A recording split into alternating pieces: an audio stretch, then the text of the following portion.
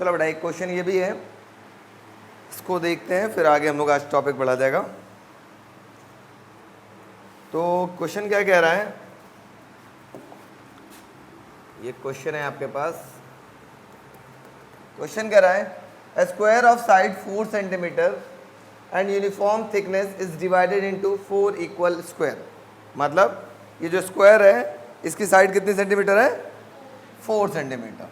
ठीक है सर, ये भी 4 सेंटीमीटर और ये भी साइड 4 सेंटीमीटर। इसको 4 इक्वल पार्ट्स में डिवाइड कर दिया गया। ठीक है, if one of them is cut off, अगर इसमें से एक, ये लाल वाला काट करके हम निकाल लिए, ठीक है, रेड वाला काट करके निकाल लिया गया, cut off, find the position of centre of mass of the remaining portion from its geometric centre. मतलब इसके बीचों बीच के जो सेंटर ओ से इसके नया सेंटर ऑफ मास कहाँ होगा वो आपको पता लगाना है। ठीक है, तो देखो करना क्या है, समझने की बात। सबसे पहले बात, अगर ये 4 यूनिफॉर्म थिकनेस का है, 4 इक्वल स्क्वायर है, 4 इक्वल स्क्वायर है, अगर एक का मास m होगा, दूसरे का मास भी क्या होगा m, तीसरे का भी मास m और चौथे का भी मास m, टोटल का मास कितना हो गया, 4m हो गया। 4m में से क्या निकाल लिया गया, एक m काट करके निकाल लिया गया। अब देखो बच्चा, मेन है वही, आपको मोमेंट ऑफ मास निकालना है। मोमेंट ऑफ मास कैसे निकलेगा, मोमेंट ऑफ मास अभी कल हम लोगों ने निकाला था, याद करो, ये एक क्वेश्चन बताया था। सबसे पहले किसका मोमेंट ऑफ मास निकाला था, रिमूव वाले का मोमेंट ऑफ मास ना, और फिर शेडेड रीजन का। ठीक है, इन दोनों का मोमेंट ऑफ मास क्या किया था, इक्वल कर दिया था, है ना। तो वैसे ही मतलब पहले रिमूव वाले का निकाला था तो वो m1 हो गया था, और फिर शेडेड रीजन निकाला था वो क्या हो गया था, m2 हो गया था, याद आ रहा है। और दोनों का मोमेंट ऑफ मास आपस में इक्वल दिखा दिया था। वैसे ही हम क्या करेंगे, पहले रिमूव वाले का निकाल लेंगे मोमेंट ऑफ मास, ये हो जाएगा m1, और फिर शेडेड रीजन का निकाल लेंगे मोमेंट ऑफ मास, तो हो जाएगा m2। उस हिसाब से हम अपना काम कर लेंगे। ठीक है, कल जैसा ही प्रोग्राम है, बट कल सर्कल था, आज थोड़ा सा स्क्वायर फॉर्म में है। चलो समझने का प्रयास करेंगे, आसानी से निकल जाएगा। सबसे पहले हमको क्या चाहिए बेटा, लेट अस सपोज दैट इस स्क्वायर का हम पहले डायगोनल का लेंथ निकाल लें। कैसे निकलेगा, ये है परपेंडिकुलर, ये है बेस, तो हम इसका नेमिंग कर लेते हैं ABCD। ऐसे लिख लें, इन ट्रायंगल ADC तो होगा हाइपोटेनस का स्क्वायर मतलब AC का स्क्वायर इक्वल टू परपेंडिकुलर का स्क्वायर AD का स्क्वायर प्लस बेस का स्क्वायर क्या हो जाएगा, DC का स्क्वायर। लिख सकते हैं क्या ऐसा कुछ। AC हमें निकालना है, AD कितना है 4 का स्क्वायर, DC कितना है ये भी 4 का स्क्वायर। तो AC का स्क्वायर इक्वल टू क्या लिख सकते हैं, 2 इंटू 4 का स्क्वायर। अरे एक 4 स्क्वायर मिलकर के 2 इंटू 4 का स्क्वायर।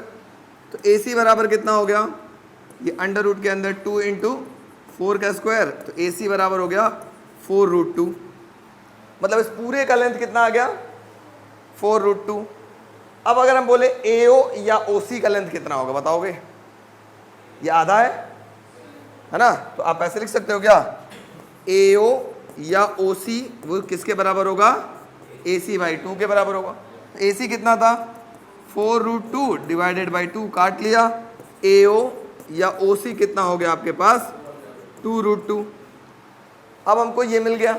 अब हम क्या निकाले थे, OO1। तो अगर हमको इसका मोमेंट ऑफ मास निकालना है तो ये डिस्टेंस चाहिए, तो ये कैसे निकलेगा, अगर ये पूरा निकल चुका है इसका आधा ये होगा ना। तो OO1 कितना होगा जल्दी बोलो, OO1 इक्वल टू हो जाएगा आपके पास OC का आधा, OC का आधा। और OC कितना है आपके पास 2√2, 2 से डिवाइड कर लिया, OO1 कितना मिल गया √2। अब हमारा काम हो गया आसानी से। अब कैसे करेंगे सर, सबसे पहले हम बात करेंगे moment of removed portion, moment of mass of removed portion, moment of mass of removed portion equal to, यहां लिख लेते हैं, equal to moment of mass of of remaining portion.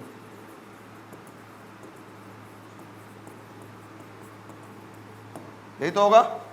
अब मान लेते हैं जो बच गया आपके पास ग्रीन वाला पोर्शन, ये अगर काट करके निकाल लिया गया तो अब ग्रीन वाला पोर्शन बचेगा। मान लेते हैं उसका जो सेंटर ऑफ मास है वो O2 पर है।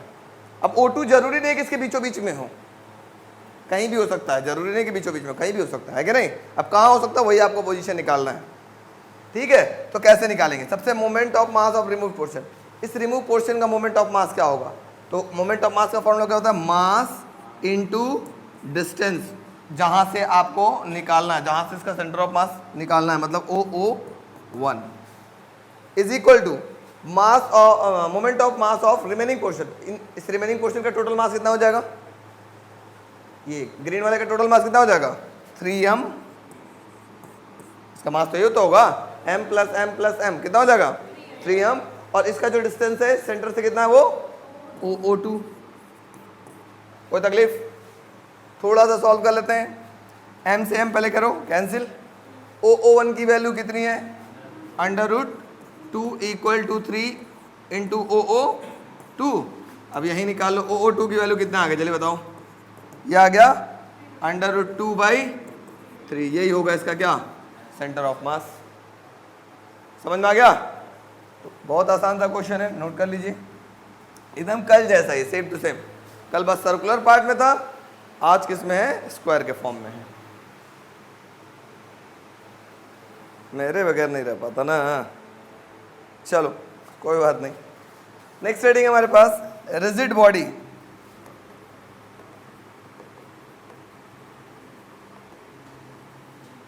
रिजिड बॉडी क्या होगा? रिजिड बॉडी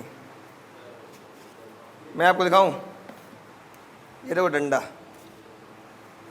ये डंडा दिख रहा है, ये एक बहुत रिजिड बॉडी है, बहुत ज़्यादा रिजिड है। इसके ऊपर मैं बहुत ज़्यादा फोर्स लगाता हूँ, क्या इसके शेप और साइज में कोई चेंजेस आया? नहीं आया। ऐसी बॉडी जिसके ऊपर हम बहुत ज़्यादा फोर्स लगाएं फिर भी उसके शेप एंड साइज में कोई फर्क न पड़े, ऐसे बॉडी को क्या बोलते हैं? Rigid body. लेकिन ये किसी पे बहुत ज़्यादा फोर्स लगाता है तो भी इसकी शेप और साइज चेंज होती है? नहीं होती। ऐसे बॉडी को क्या बोलेंगे? रिजिड बॉडीज, ठीक है। जैसे लोहे का बार, लोहे का बटखरा, खोपड़ी फोड़ लो, मतलब लोहे का बटखरा लो, सर पे से मार लो, कौन फूटेगा? लोहे का बटखरा है खोपड़ी, तो कौन है रिजिड बॉडी? दोनों है। दोनों के कंपेयर में कौन ज़्यादा है? दीवार पे मार लो सर, कौन ज़्यादा रिजिड है? और दो लोग आपस में सर पे मार लो, जिसका फूट गया वो कम रिजिड है, जिसका नहीं फूटा वो ज़्यादा रिजिड है कि नहीं जी?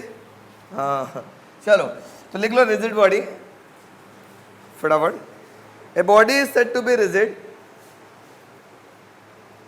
a body is said to be rigid if it does not undergo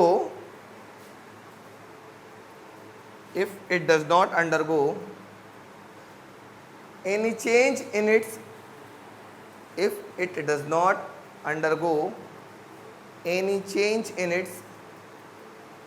shape and size, does not undergo any change in shape and size. However,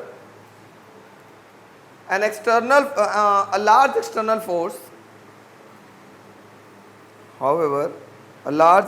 force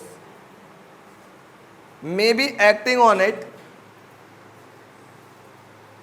Large external force may be acting on it. It's called rigid body. It's called rigid body. ठीक है। अब हम लोग बात करेंगे centre of mass of rigid body के बारे में। Centre of mass of rigid body पहले समझेंगे, फिर आप लोग लिखने का प्रयास करेंगे, ठीक है।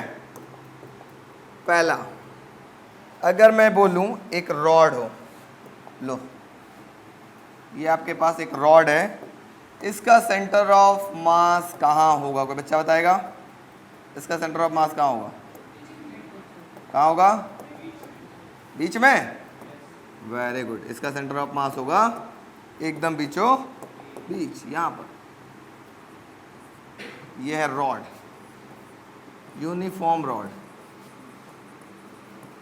यूनिफॉर्म मतलब समझ रहे हो, मतलब एकदम सेम साइज क्या हो, सेम हो। ऐसा रॉड नहीं हो, ये भी तो रॉड है ना। तो इसका सेंटर ऑफ मास किधर होगा, एग्जैक्टली आप नहीं बता पाएंगे, बस इतना कहेंगे कि भाई जिधर मास ज्यादा होगा उधर ही कहीं ना कहीं सेंटर ऑफ मास होगा, लेकिन एग्जैक्ट नहीं बता पाएंगे। लेकिन इसमें आप एग्जैक्ट बता रहे हैं, ठीक है। दूसरा बोले, एक आपके पास रिंग हो ऐसा,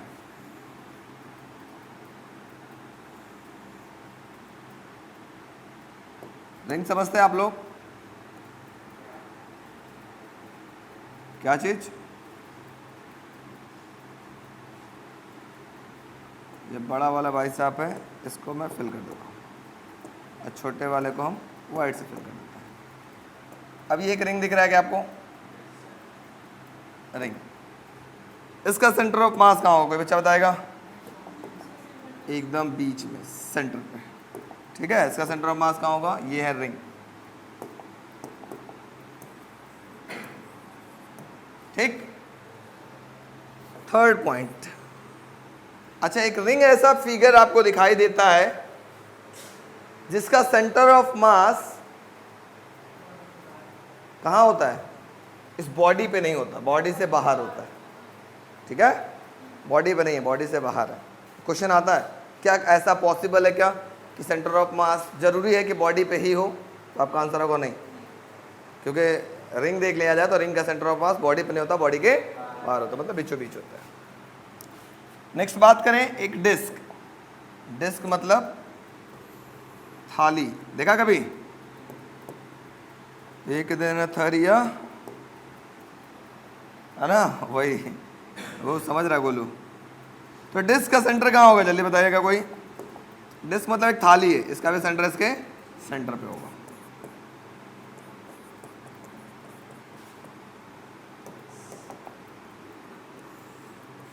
डिस्क, ठीक है। तो मैं थोड़ा सा इन सब भाई लोग जो लिखे हैं इन लोग को छोटा कर लेता हूँ और समझने का प्रयास करता हूँ।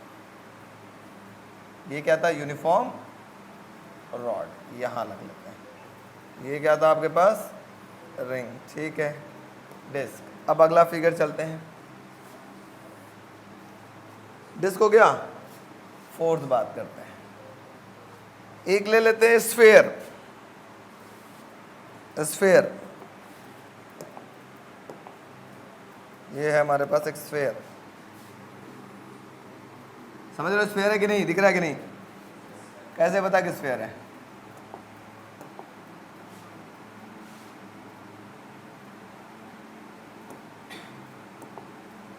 दिखेगा ही नहीं, वाइट, ठीक है। स्फीयर समझ रहे हो, बॉल। इसका सेंटर ऑफ मास कहाँ होगा, जल्दी बताओ, इसके बीच में, सेंटर पर, जहां जहां सी लिखे उसका सेंटर ऑफ मास है स्फीयर। फिफ्थ, अब हो जाएगा मेरे पास एक क्यूब, पहले ले लेते हैं, या क्यूबॉइड ले लेते हैं। बड़ी खतरनाक सा क्यूबॉइड बन रहा है भाई साहब, ठीक है, मान लो ये क्यूब। ये क्या आपके पास है, क्यूब। इसका सेंटर ऑफ मास कहाँ होगा, जल्दी कोई बच्चा बताएगा। ये जो आगे वाला पोर्शन है ये कहाँ मिलेगा, पीछे वाले से। पीछे वाला जो डायगोनल है वो किससे मिलेगा, आगे वाले से। जहां दोनों इंटरसेक्ट हुए वो क्या कहलाएगा, उसका सेंटर ऑफ मास, ठीक है। सिक्स्थ, अगर मैं बोलूं क्यूबॉइड, इसका भी वैसे ही होगा, कैसा होगा, एक मान लो ये क्यूबॉइड है, ठीक है। इसका भी सेंटर ऑफ मास कैसे निकालेंगे, ये वाला पोर्शन इधर मिलेगा, ये वाला पोर्शन इधर मिलेगा, जहां इंटरसेक्ट हो वो उसका क्या हो गया, सेंटर ऑफ मास। समझ में आ रहा है कि नहीं आ रहा है, जल्दी बताओ बच्चों, आ रहा है। 7th अगर हम बात करते हैं, 7th में बात करता हूं सिलेंडर। मेरे पास सारा शेप बना हुआ है तो मुझे ज़्यादा मशक्कत नहीं करना पड़ रहा है। ये देखो, इसका सेंटर ऑफ मास कहाँ होगा, जल्दी बताएगा कोई बच्चा। ऐसे ऐसे आएगा, एकदम यहाँ पर होगा, बीचों बीच में सेंटर ऑफ मास। ठीक है, अब इसके बाद अगर हम बात करें ट्रायंगुलर लैमिना, कौन सा था, कौन सा नंबर है, 8 ट्रायंगुलर लैमिना।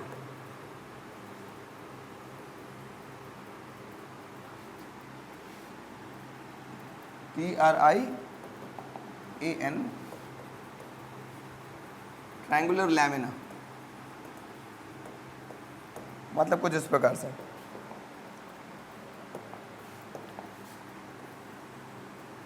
मान लो एक इस प्रकार का फिगर है और थोड़ा सा इस फिगर को मैं बोलूं कि एक ट्रायंगुलर शेप में है।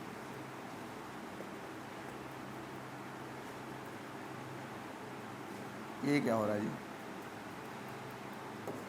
चलो मान लो ऐसे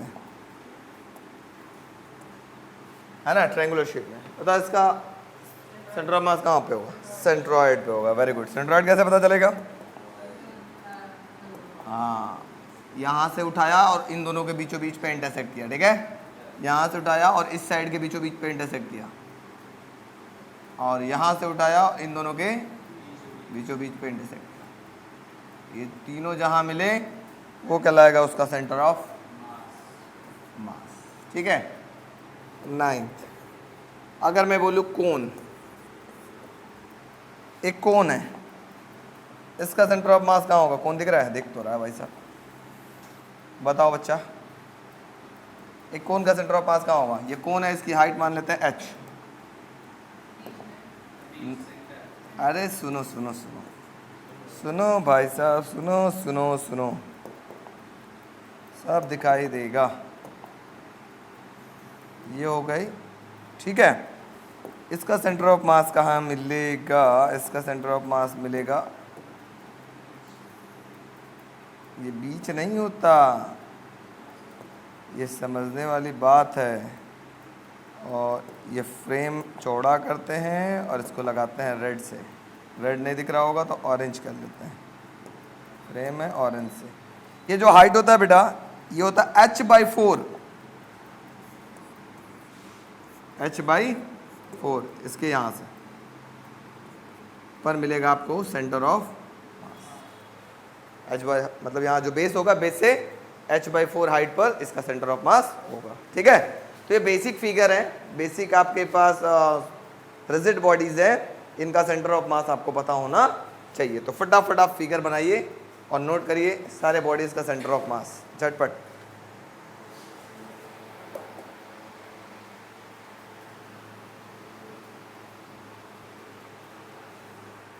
तो ये हमारे पास कुछ रेगुलर फिगर थे, मतलब कुछ आपके पास रिजिड बॉडी थे, जनरल रिजिड बॉडी, जिसका हम लोग आम लाइफ मतलब डेली लाइफ में हम लोग यूज़ करते हैं। उसका सेंटर ऑफ मास हमने पता लगा लिया कहाँ पर होता है। ठीक है, क्वेश्चंस इस पे आते हैं कि पता ये फलाने का सेंटर ऑफ मास कहाँ होगा, ढिकाने का सेंटर ऑफ मास कहाँ होगा, क्यूब का कहाँ होगा, क्यूबॉइड का कहाँ होगा, रेक्टेंगल का कहाँ होगा, स्क्वायर का कहाँ होगा, स्फेयर का कहाँ होगा, सर्कल का कहाँ होगा, नॉट सर्कल का मतलब रिंग का कहाँ होगा, है ना। तो ये बेसिक्स आपको कम से कम याद रहने चाहिए जब आगे पढ़ रहे हैं। तो चलिए आगे बढ़ते हैं हम लोग।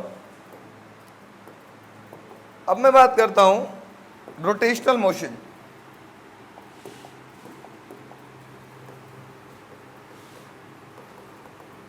रोटेशनल मोशन, कुछ दिन पहले हम लोगों ने एक बात किया था लीनियर मोशन।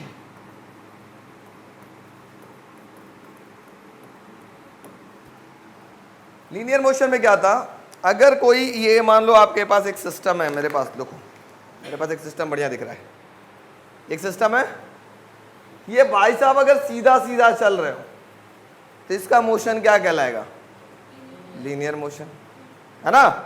सीधा सीधा चल रहे हैं तो लीनियर मोशन। लेकिन यही भाई साहब सीधा चलने के बजाय ऐसे तो गोल गोल घूमने लगे, तो ये मोशन क्या कहलाएगा? Rotational motion. बात समझ में आ गई? मतलब अगर कोई बॉडी सीधा सीधा चल रही है तो लीनियर मोशन, और सीधा चलने के बजाय गोल गोल घूमने लगी है, मतलब ये पूरी जो सिस्टम है इसके अंदर सारे के सारे पार्टिकल्स एक साथ घूम रहे हैं, तो ये क्या कहलाएगा? Rotational motion. ठीक है, चलो अब हमने अगर लीनियर मोशन की बात करें तो हमने कुछ चीजें बात की थी वेरी इंपॉर्टेंट। सबसे पहले equation of motion, v is equal to, पहला इक्वेशन ऑफ मोशन होता था v is equal to u plus at। v था क्या? अगर कोई बॉडी सीधे पाथ में चल रही है तो वहां जो वेलोसिटी लगती है उसको बोलते हैं v, वहां जो एक्सेलरेशन लिखती है उसको बोलते हैं a, वहां जो डिस्प्लेसमेंट कवर करेगा उसको बोलेंगे s। ठीक है, दूसरा इक्वेशन क्या था? जल्दी किसी को याद है क्या? बताओ तो। Very good, s is equal to u t plus half a t square. तीसरा इक्वेशन क्या था? v square minus u square equal to 2as। ये तब था जब बॉडी सीधे सीधे चल रही थी तब। अब अगर बॉडी सीधे चलने के बजाय ये पूरी की पूरी सिस्टम एक सर्कुलर पाथ में चल रही हो, तो मैं एक छोटी सी बात दोहराना चाहता हूं, ध्यान से सुनिएगा, बार बार हमको जरूरत पड़ेगी, पूरे चैप्टर में जरूरत पड़ेगी। याद करो वो जमाना वेलोसिटी का। वेलोसिटी बराबर क्या हुआ करता था? डिस्प्लेसमेंट अपॉन टाइम होता था। ठीक है, अब अगर ये बॉडी सीधा ना चल करके किसी सर्कुलर पाथ में चलेगी तो यहां जो वेलोसिटी लगेगा उसको हम बोलते हैं एंगुलर वेलोसिटी ओमेगा। फिर से पढ़ते हैं। सर आपने तो बताया है कि वेलोसिटी बराबर क्या होता है? वेलोसिटी बराबर क्या होता है? क्या होता है जल्दी बोलिए।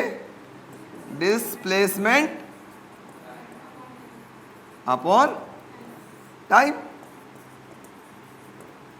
यहां भी यही फॉर्मूला होता है, लेकिन बेटा अब यहां होगा का, ये बॉडी मान लो यहां से चल करके यहां पहुंची, क्या चेंज हुआ?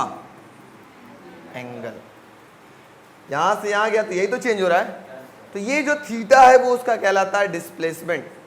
चेंज हो रहा है एंगल, तो कैसा डिस्प्लेसमेंट हो रहा है यहां पर? Angular displacement, ANG, angular displacement.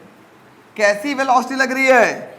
Angular velocity. तो एंगुलर वेलोसिटी इक्वल टू होता है angular displacement upon time taken. ठीक है, तो चलो एंगुलर वेलोसिटी को हम ओमेगा से रिप्रेजेंट करते हैं, एंगुलर डिस्प्लेसमेंट को हम थीटा से रिप्रेजेंट करते हैं। अपॉन में क्या होगा? टाइम। ये हमने पढ़ा है, पीछे भी बताया था, क्योंकि हमें अभी जरूरत है बार बार इसमें, तो मैंने इसको फिर से बताया। ठीक है, अब बॉडी सीधे नहीं चल रही। यहां पे देखो बॉडी किधर चल रही थी? स्ट्रेट चल रही थी। यहां बॉडी स्ट्रेट के बजाय सर्कुलर पाथ में चल रही है। तो यहां जो हम, इसको मैं मिटा लेता हूं थोड़ा समझाने के लिए आपको। तो जो आपके पास वहां पर वेलोसिटी v होता था वो यहां चेंज होकर के ओमेगा हो जाएगा। ठीक है, जो वहां इनिशियल वेलोसिटी u होता था वो ये हो जाएगा ओमेगा नॉट हो जाएगा। ठीक है, जो वहां एक्सेलरेशन a होता था वो अल्फा हो जाएगा, अल्फा को बोलते हैं एंगुलर एक्सेलरेशन। ठीक है, अच्छा, जो वहां डिस्प्लेसमेंट s होता था वो यहां क्या हो जाएगा? थीटा हो जाएगा। इतना आपको रिप्लेस करना है। ठीक है, सीधा चल रहा है तो वेलोसिटी v हुआ, तो गोल में चल रहा है तो वेलोसिटी ओमेगा हो जाएगा। वेलोसिटी ना बोल के उसको एंगुलर वेलोसिटी बोलेंगे। सीधा चल रहा था, इनिशियल वेलोसिटी u थी, सर्कुलर पाथ में चलेगा तो एंगुलर वेलोसिटी क्या हो जाएगा? Omega not. सीधा चल रहा था, एक्सेलरेशन a था, सर्कुलर पाथ में चलेगा तो एंगुलर एक्सेलरेशन हो जाएगा, अल्फा हो जाएगा। सीधा चल रहा था तो डिस्प्लेसमेंट s था, तो अगर सर्कुलर पाथ में चलेगा तो वो एंगुलर डिस्प्लेसमेंट हो जाएगा, जिसको क्या बोलेंगे? थीटा से। बात समझ आ रही है? तो मैं इसी इक्वेशन को देखो कैसे लिखूंगा, इसको बोलते हैं equation of rotational motion. Equation of rotational motion.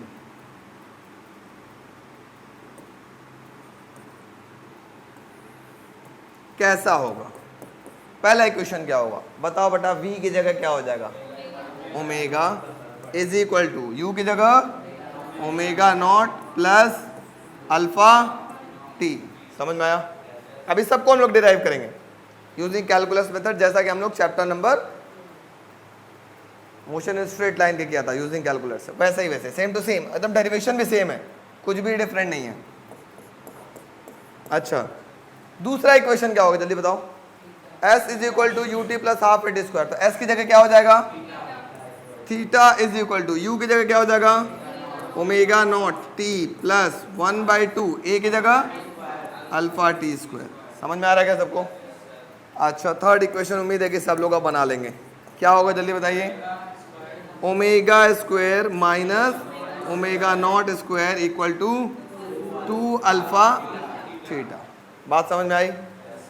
इन तीन इक्वेशन को हम बोलते हैं इक्वेशन ऑफ रोटेशनल मोशन। अगर सिर्फ आपको इक्वेशन ऑफ मोशन कहा जाए तो ये तीन इक्वेशन होते हैं, मतलब इक्वेशन ऑफ मोशन सिर्फ तीन होते हैं, वो चौथा वाला कुछ नहीं होता है, जो nth वाला आप निकालते थे ना, वो फोर्थ इक्वेशन ऑफ मोशन नहीं होता है। मैं पहले क्लियर कर रहा हूँ, इक्वेशन ऑफ मोशन सिर्फ और सिर्फ तीन होते हैं, बार बार बता रहा हूँ, ठीक है? तो हेडिंग लिख लो इक्वेशन ऑफ रोटेशनल मोशन, और ये लिख करके ऐसे बना लो, ऐसे बीच में लाइन खींच के दोनों लिख लो तो ज़्यादा क्लियर होगा, और कल इसको हम लोग डिराइव करेंगे।